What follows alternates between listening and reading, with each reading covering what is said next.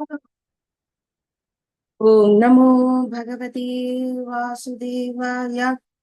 कांटो 1 अध्यायम 1 श्लोका 18।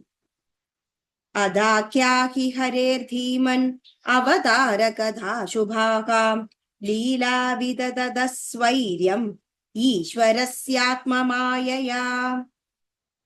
अधा therefore अक्या हि describe Hare of the Lord Mahavishnu, Dhiman, O sagacious one, Avatara, the incarnations, Katha, narratives, Shubha, auspicious, Leela, adventures, Vidadhatha, performed, Svairam, past times, Ishwarasya, of the Supreme Controller, Atma, personal, Mayaya, energies, Adakya hi harer dhiman, Avatarakada shubhaka, Leela vidadadasvairam, Ishwarasyatma Mayaya.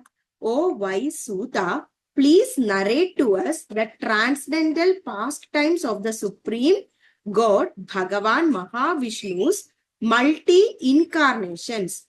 Such auspicious adventures and pastimes of the Lord, the Supreme Controller, are performed by his internal powers.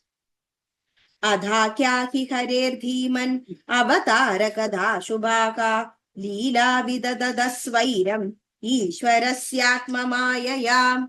For the creation, maintenance, and destruction of the material worlds, the Supreme Lord Personality of God, that is the Bhagavan Mahavishnu himself, appears in many thousands of forms of incarnations, and the specific adventures found in those transcendental forms are all auspicious.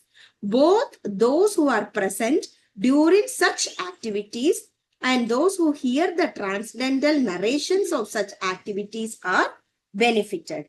Adakya hi harer bhiman avatarakada shubhaka leela vidadadasvairam ishwarasyatma mayaya. Om namo bhagavate vasudevaya.